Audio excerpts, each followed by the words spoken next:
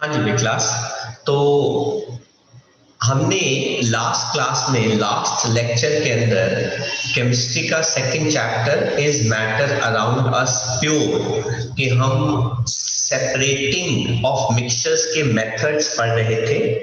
और आज हमारा हाउ टू सेपरेट मिक्सचर्स के अंदर एक लास्ट टॉपिक बचा है जिसका नाम है क्रिस्टलाइजेशन। इनफैक्ट अगर बच्चों आप लोगों को याद हो तो हमने पिछले लेक्चर में distillation, fractional distillation, sublimation and हमने किया था fractional distillation of liquefied air, कैसे उनको हम सेपरेट कर सकते हैं। और हमारा आज का जो सबसे लास्ट टॉपिक है मिक्सचर्स को कैसे सेपरेट कर सकते हैं वो है क्रिस्टलाइजेशन। क्रिस्टलाइजेशन एक प्रोसेस होता है जिसके अंदर आप प्योर सॉलिड को ऑब्टेन करते हो क्रिस्टल्स की फॉर्म के अंदर। सर कहां से? उसके इम्प्योर सॉल्यूशन से। मतलब आपके पास सॉल्यूशन इम्प्योर होता है और उस इम्प्योर सॉल्यूशन से आप प्योर सॉलिड के क्रिस्टल्स निकालते हो। मतलब आप सॉलिड कंपोनेंट को, मतलब आप सॉल्ट को उसमें से बाहर कैसे निकालोगे? प्योर क्रिस्टल्स की फॉर्म के अंदर। तो सर मतलब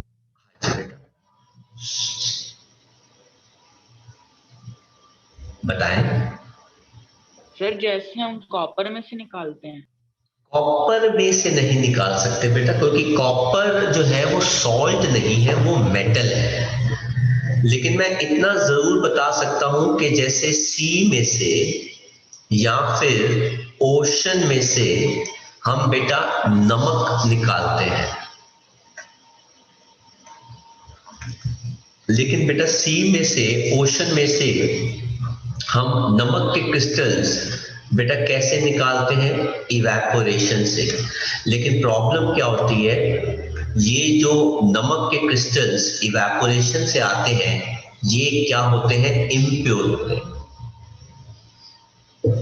आपको पता ही है बेटा, नमक का जो हम नमक खाते हैं उस नमक का अल्टीमेट सोर्स क्या होता है? सी और ओशन। यहीं से बेटा हमको नमक मिलता है। लेकिन उस नमक को हम कैसे ऑब्टेन करते हैं? Bye evaporation. लेकिन इवेपोरेशन से हमारे पास क्या आते हैं? नमक के क्रिस्टल्स। लेकिन बेटा वो क्या होते हैं? इम्प्योर होते हैं। तो हमने देखा कि क्यों ना हम कोई और बढ़िया बेटर मेथड ढूंढे इन क्रिस्टल्स को ऑब्टेन करने का। तो बेटा वो मेथड जो हमारे पास आया उसका नाम क्या है? क्रिस्टलाइजेशन।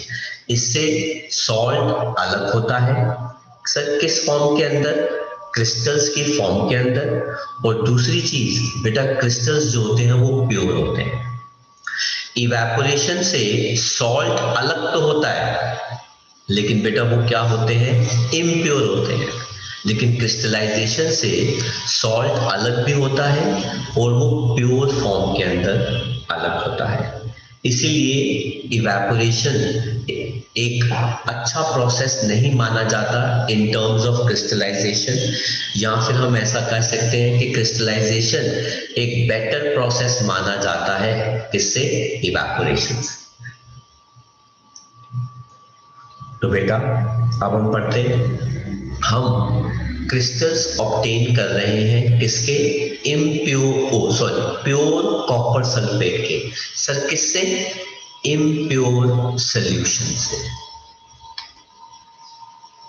तो हमारे पास क्या आने वाले हैं? प्योर कॉपर सल्फेट के क्रिस्टल्स।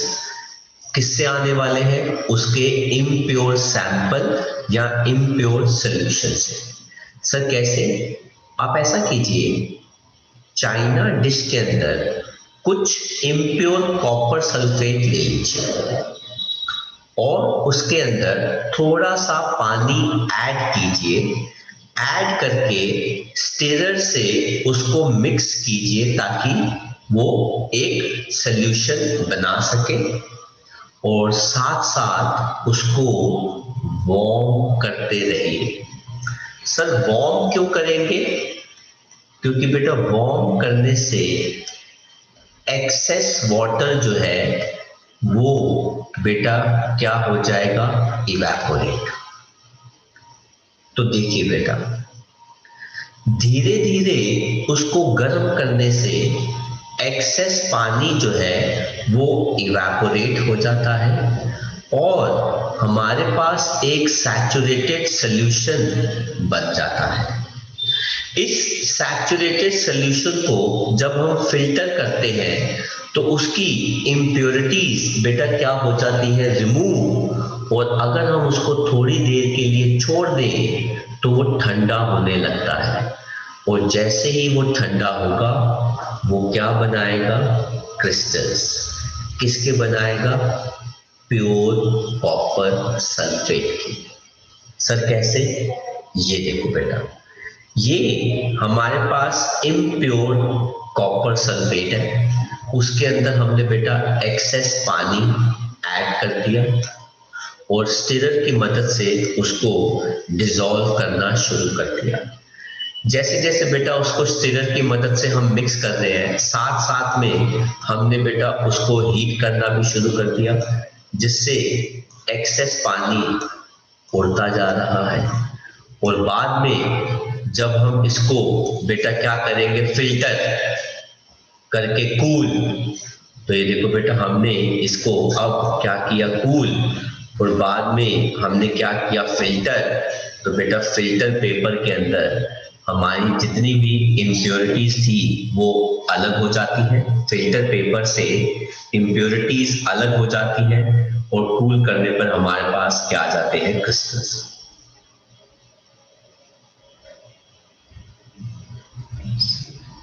आया समझ में बेटा?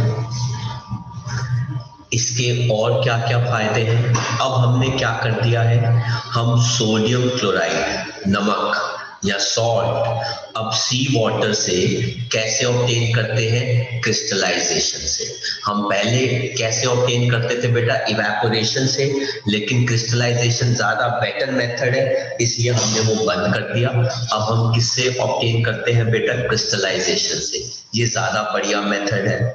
दूसरा बेटा प्योर एलम। एलम क्या होता है बेटा? फिटकरी, अगर आपने कभी नाम सुना हो, उसको भी हम ऐसे ही सेपरेट करते हैं उसके इम्प्योर सैंपल से। फिटकरी को भी उसके इम्प्योर सैंपल से हम ऐसे ही सेपरेट करते हैं। कैसे? क्रिस्टल्स बनाकर। ये देखिए बेटा क्वेश्चन जिसकी हम बात कर रहे थे कि क्रिस्टलाइजेशन ज्यादा बेटर क्यों है इवेपोरेशन से। पहला, एक तो इवेपोरेशन के अंदर आप जब हीट करते हो तो वो पूरा का पूरा ड्राई हो जाता है। अब ज्यादा ड्राई होने से प्रॉब्लम क्या होती है कि हमारा सॉलिड जो है वो डिकम्पोज ना हो जाए। सर एग्जांपल देना बेटा, आप चीनी को बाहर धूप में रख दो, आप देखना चीनी जो है वो बेटा क्या हो जाएगी? ब्लैक हो जाती है, क्योंकि बेटा वो इतनी ड्राई हो जाती है कि सारा पानी उड़ जाता है और वो काली हो जाती है। दूसरा पॉइंट क्या है कि इवेपोरेशन से बेटा सारी इम्प्योरिटीज कभी भी रिमूव नहीं होती, कुछ ना कुछ इम्प्योरिटी जो है वो हमेशा रह जाती है। इसलिए हम कहते हैं बेटा कि इवेपोरेशन से ज्यादा बेटर मेथड कौन होता है? क्रिस्टलाइजेशन। क्रिस्टलाइजेशन से ज्यादातर इम्प्योरिटी खत्म हो जाती है, इवेपोरेशन से ऑलमोस्ट काफी हद तक इम्प्योरिटी हटती है, पर कुछ इम्प्योरिटी पहले की तरह रह जाती है। तो अगर आपको ये डायग्राम कॉपी करना है तो आप कॉपी कर सकते हैं।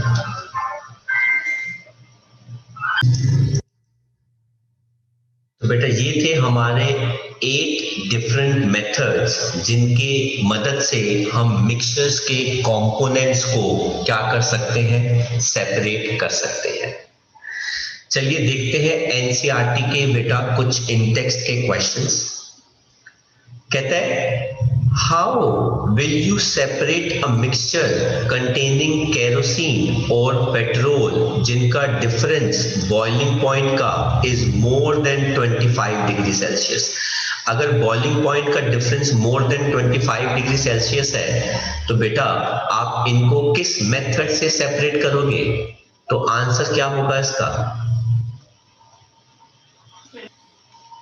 आंसर होगा distillation.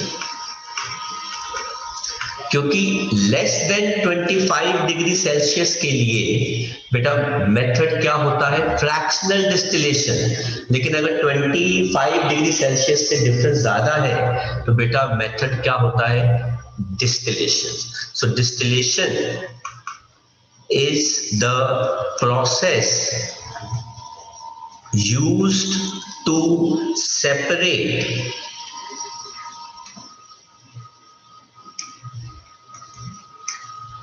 mixtures,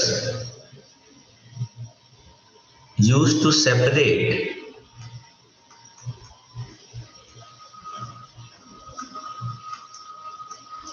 miscible liquids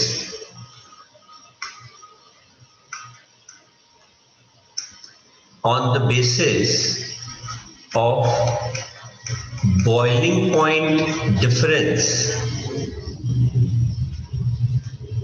more than 25 degree Celsius. तो आप इसका आंसर कॉपी कर सकते हैं।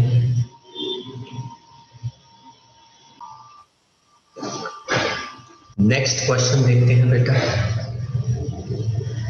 इन टेक्स्ट का 7th क्वेश्चन कहते हैं name the technique to separate butter from curd.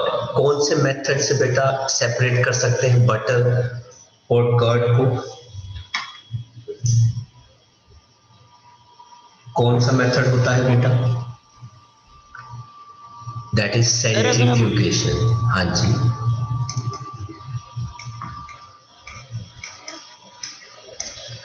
कहते हैं सॉल्ट फ्रॉम सी वाटर। अभी हमने पढ़ा इवेपोरेशन से कर सकते बेटा। हाँ, प्रेफरेंस क्रिस्टलाइजेशन को देंगे,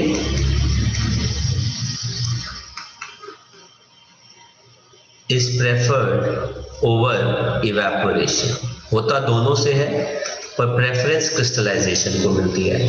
कैम्फर फ्रॉम सॉल्ट, तो बेटा कौन सा मेथड हो जाएगा? सब्लिमेशन, है ना, क्योंकि कैम्फर जो है बेटा वो क्या कर जाता है? सबलाइन कर जाता है। लाइन। कहते हैं what type of mixtures are separated by technique of crystallization? The salt form can separate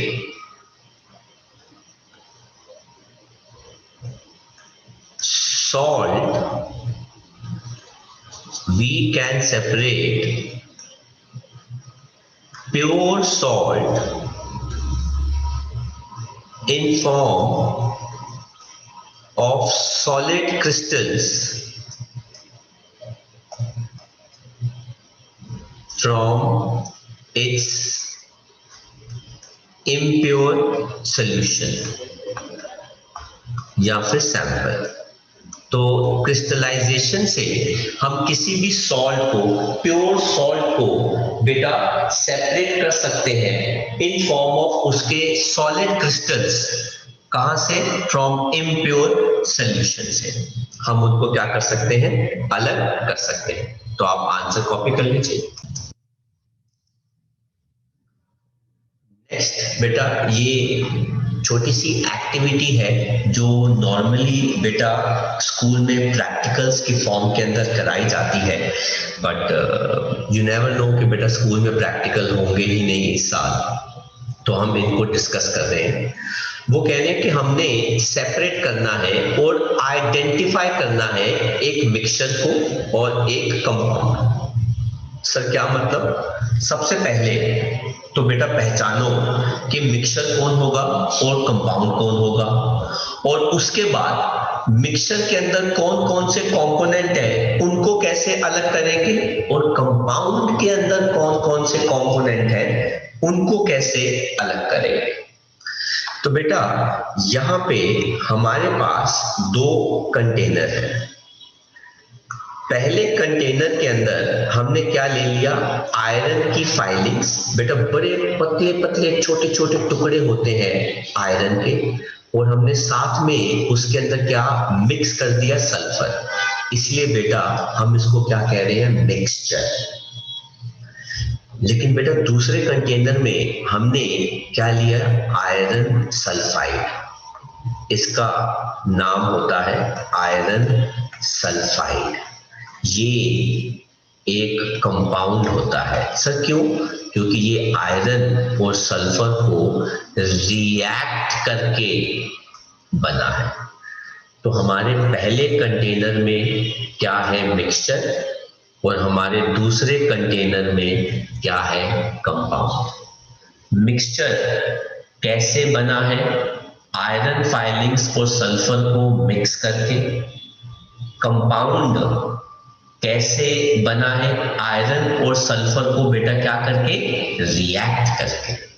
अब देखो बेटा हमको ये तो पता लग गया कि कौन मिक्सचर है और कौन कंपाउंड है। ये वाला काम, आइडेंटिफाई वाला काम हमारा हो गया, ठीक है। लेकिन अभी भी हम कंफर्मेशन देंगे आपको कि कैसे।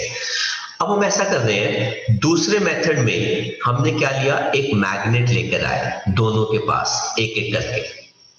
पहले कंटेनर 1 के पास लेकर आए। जैसे ही हम कंटेनर 1 के पास लेकर आए, उस मिक्सचर में से आयरन जो है वो मैग्नेट के साथ चिपक जाएगा,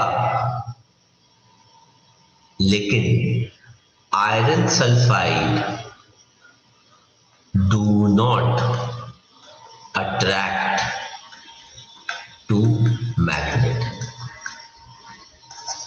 लेकिन आयरन सल्फाइड मैग्नेट से अट्रैक्ट नहीं करता।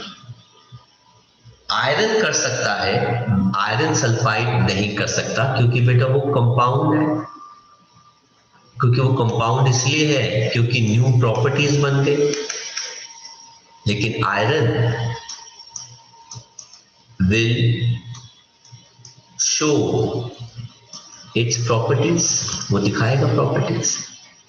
तीसरा कहता है आप ऐसा करो, कार्बन डाइसल्फाइड ऐड करो। अगर हम कार्बन डाइसल्फाइड ऐड करते हैं बेटा, sulphur gets dissolve. Sulphur dissolve होगा, लेकिन FeS विल नॉट डिसॉल्व। क्यों? बिकॉज न्यू प्रॉपर्टीज जो है वो उसको डिसॉल्व होने नहीं देंगे। और फोर्थ, आप ऐसा करो एक एक करके एसिड डालो। अगर आप एसिड डालोगे जैसे HCl, तो उसके साथ सिर्फ आयरन कंबाइन कर जाएगा, FeCl2 देगा, साथ में हाइड्रोजन गैस देगा। अगर आप सल्फ्यूरिक एसिड डालोगे तो आयरन उसके साथ रिएक्ट करके क्या देगा, फेरस सल्फेट, साथ में हाइड्रोजन गैस। ये जो गैस है ये कलरलेस, ओडरलेस, कंबस्टिबल गैस है। लेकिन अगर आप FeS को HCl के साथ रिएक्ट करते हो तो वो FeCl2 साथ में क्या देगा, H2S गैस। ये गैस की स्मेल बहुत गंदी होती है, रॉटन फिश लाइक स्मेल। तो बेटा क्योंकि ये क्या है, कंपाउंड है, इसलिए इसकी रिएक्शन एक अलग तरीके से है। ये हाइड्रोजन गैस नहीं दे रहा, ये एक अलग ही गैस दे रहा है। लेकिन उसी एसिड के साथ जब कंटेनर 1 के एलिमेंट्स रिएक्ट करते हैं तो बेटा उनके प्रोडक्ट अलग आते हैं, और कंटेनर 2 का जब कंपाउंड या सब्सटेंस उसके साथ रिएक्ट करता है तो प्रोडक्ट अलग आता है। दिस प्रूव्स कि बेटा container 1 has a mixture and container 2 has a compound. This proves कि in a mixture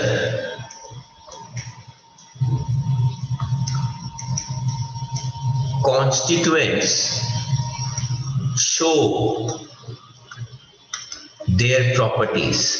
तो जो जो कॉन्स्टिट्यूएंट्स होते हैं वो अपनी प्रॉपर्टीज शो करते हैं, है ना। But in a compound new properties are formed.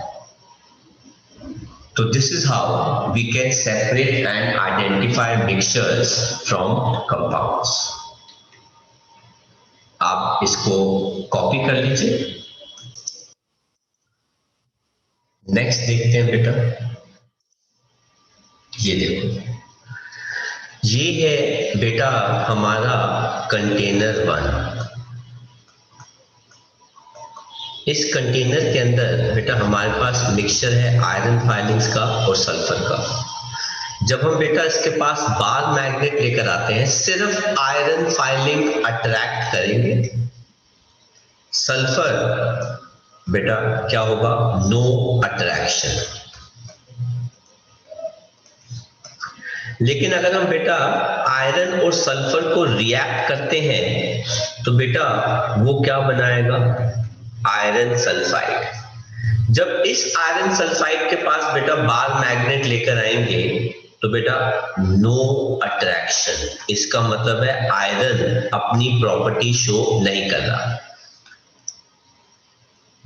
It means Fe cannot show its own properties in FeS, क्योंकि नई प्रॉपर्टीज बन गई।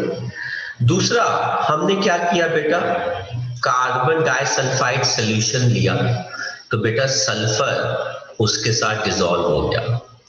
Sulphur dissolves in carbon dioxide।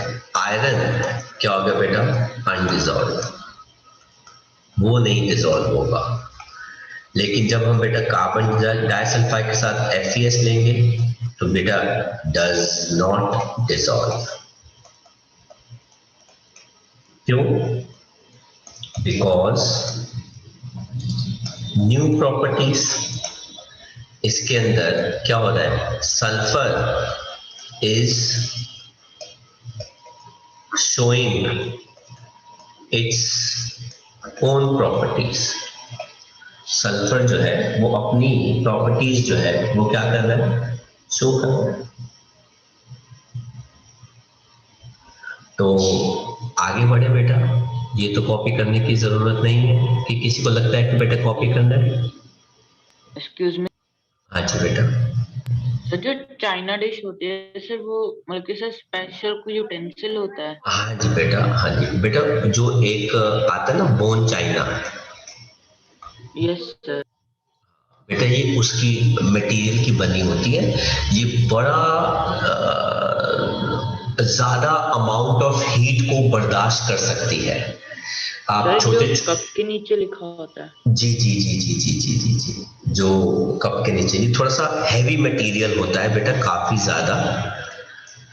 ज्यादा हैवी मटेरियल होता है।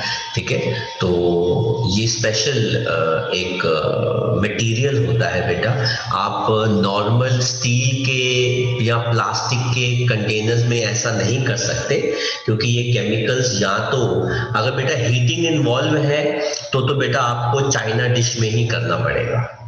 लैब के अंदर ज्यादातर हीटिंग जो होती है बेटा केमिकल्स की, वो चाइना डिश के अंदर होती है या ग्लास के अंदर होती है। ग्लास भी बोरोसिलिकेट ग्लास होना चाहिए। अगर बेटा टेस्ट ट्यूब है, ग्लास का यूटेंसिल है, तो बेटा वो ग्लास भी कौन सा होना चाहिए, बोरोसिलिकेट होने चाहिए। क्योंकि बेटा यही दो मटेरियल है जो बेटा हाई टेम्परेचर बर्दाश्त कर सकते हैं, पहली चीज, और केमिकल्स का इनके ऊपर कोई असर नहीं होता। लेकिन अगर आप इसके अलावा कोई और मटेरियल देंगे तो या तो वो यूटेंसिल ही उसके साथ रिएक्ट करने लग जाएगा, ठीक है, या आग लग जाएगी, ये प्रॉब्लम्स आ जाती है, तो मामला रिस्की हो जाता है। आया बेटा समझ में? Yes sir. फिर बेटा हमने कितना कुछ पढ़ा हमारे मैटर अराउंड अस के अंदर।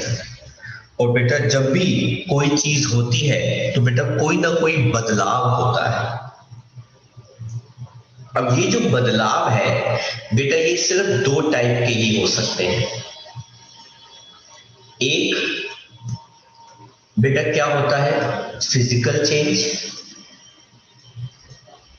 और बेटा दूसरा चेंज क्या होता है बेटा केमिकल चेंज।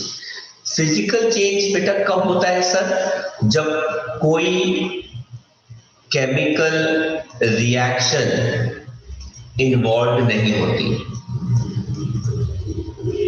और केमिकल चेंज कब होता है, जब केमिकल रिएक्शन इन्वॉल्व हो। तो हम सर कैसे पता लगाएंगे कि केमिकल रिएक्शन हो रही है कि नहीं हो रही सर, क्योंकि हमने तो क्लास 9th में अभी तक कोई केमिकल रिएक्शन पढ़ी ही नहीं।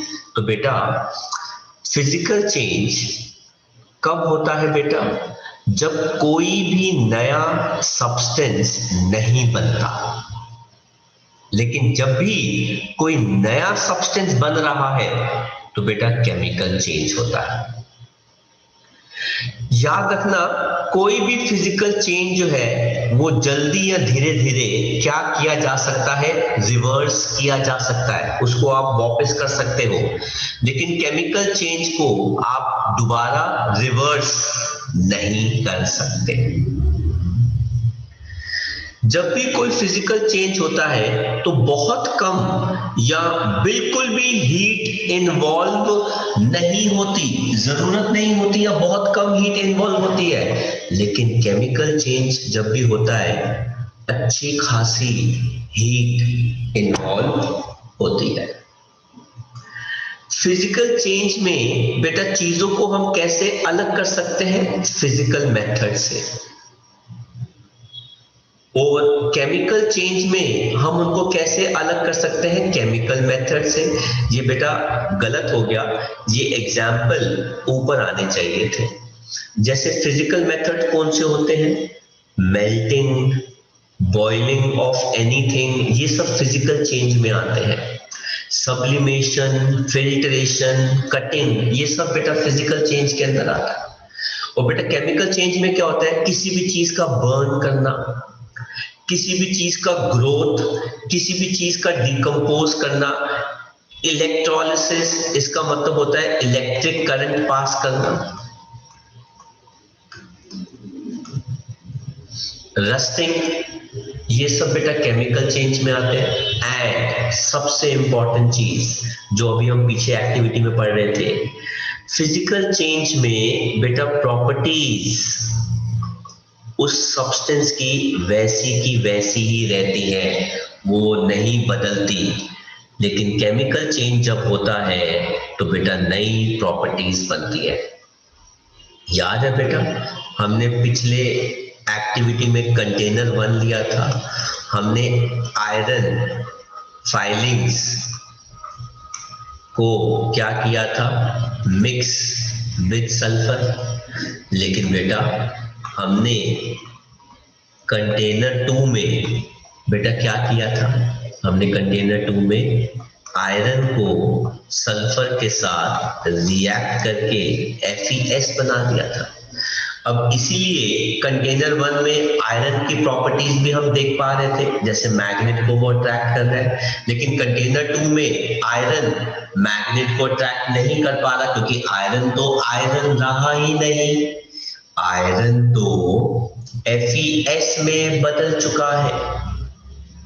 ऐसे ही कंटेनर 1 में सल्फर की प्रॉपर्टीज भी दिख रही थी हमें, क्योंकि वो कार्बन डाइसल्फाइड में डिसॉल्व हो रहा था। हमको यहाँ पे बेटा सल्फर की प्रॉपर्टीज नहीं दिख रही थी, क्योंकि वो कार्बन डाइसल्फाइड में डिसॉल्व नहीं हो रहा था। तो जब कोई भी नया सब्सटेंस नहीं बनता उसको फिजिकल चेंज कहते हैं। जब कोई नया सब्सटेंस बनता है उसको केमिकल चेंज कहते हैं। नया सब्सटेंस इसलिए बन रहा है क्योंकि केमिकल रिएक्शन हो रही है। नया सब्सटेंस इसलिए नहीं बन रहा क्योंकि कोई भी रिएक्शन उसके अंदर इन्वॉल्व नहीं है।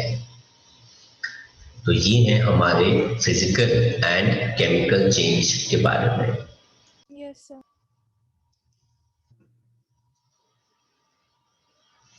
तो बेटा अब हमारे पास आ गया इन टेक्स्ट का 9th क्वेश्चन, जो बेटा इसी पे बेस्ड है। कहते हैं बताओ इनमें से कौन फिजिकल चेंज है, कौन केमिकल चेंज है। Cutting of trees, physical change. बेटा फिजिकल चेंज है ना। Melting of butter, physical change. Melting word आ गया ना बेटा, तो ये क्या हो गया, फिजिकल चेंज। रस्टिंग ऑफ अलमीरा, chemical. Chemical. Boiling of water to form steam, physical. ध्यान से सुनना। पासिंग करंट थ्रू पानी, सुन लो, पासिंग करंट थ्रू पानी और बाद में वो ब्रेक हो जाता है to give hydrogen and, very good. मैं आपको इसकी रिएक्शन लिख के बताता हूं। बेटा पानी ये होता है, आप पानी में अगर इलेक्ट्रिक करंट पास करोगे तो बेटा वो हाइड्रोजन गैस देगा और क्या देगा, ऑक्सीजन गैस। तो बेटा ये हो गई बैलेंस। तो आप देखो ना बेटा, रिएक्शन हो गई ना, तो ये कौन सा चेंज हो गया बेटा, केमिकल चेंज। डिसॉल्विंग नमक पानी के अंदर, डिसॉल्विंग नमक पानी के अंदर। केमिकल। नमक को, फिजिकल चेंज। नमक को जब पानी में डालते हो तो आपको पानी का टेस्ट नमकीन लगता है कि नहीं लगता? यस। तो बेटा ये कौन सा चेंज हो गया, फिजिकल। बेटा डिसॉल्विंग शब्द का एक और मतलब होता है मिक्स करना। तो मिक्सिंग बेटा is always a physical change. Making fruit salad from raw fruits, बेटा फिजिकल चेंज। आम कटने के बाद आम ही तो रहेगा ना। बर्निंग ऑफ केमिकल, जहां पे भी शब्द आ गया बेटा बर्निंग, वो कौन सा हो जाता है, केमिकल चेंज हो जाता है। इंडेक्स का बेटा ये क्वेश्चन नंबर 10 है। कहते हैं try segregate things around you as a pure substance और अ मिक्सचर। अगर बेटा मैं आपसे एक्चुअली बात करूं,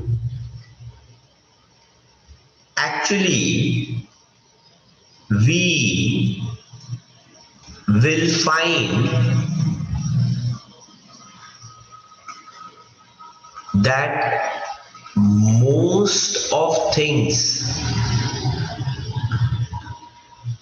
around us are mixtures only। ज्यादातर चीजें जो है बेटा हमारे आगे पीछे जो है वो क्या है, मिक्सचर्स only। अगर आप जिस भी रूम के अंदर बैठे हो, आपके आसपास कोई भी चीज रखा हुआ है तो बेटा वो क्या है, मिक्सचर ही है। अब जैसे है उदाहरण लेता हूं बेटा, अगर हमारे पास प्योर, प्योर वर्ड तो छोड़ दो, चलो let us take a word called distilled water. तो बेटा जो डिस्टिल्ड वाटर होता है बेटा वो क्या होता है, प्योर होता है, क्योंकि उसके अंदर सिर्फ पानी होता है। लेकिन हम जो पानी पीते हैं बेटा उसका नाम क्या होता है, मिनरल वाटर। बेटा मिनरल वाटर जो होता है बेटा वो क्या होता है, मिक्सचर होता है, क्योंकि उसके अंदर कुछ एसेंशियल मिनरल्स मिक्स किए होते हैं ताकि हम उसको कंज्यूम कर सके, क्योंकि हमारी बॉडी को वो एसेंशियल मिनरल्स चाहिए होते हैं। समझ में आया? तो ऐसे हम बेटा चीजों को सेग्रीगेट कर सकते हैं अपने आगे पीछे कि वो प्योर है कि वो क्या है, इम्प्योर है। तो आप कॉपी कर लीजिए इनके आंसर्स। तो यहां पे बेटा हमारा सेकंड चैप्टर केमिस्ट्री का खत्म होता है। हम इसके बाद के लेक्चर में करेंगे एनसीईआरटी के एक्सरसाइज के क्वेश्चन एंड आंसर्स।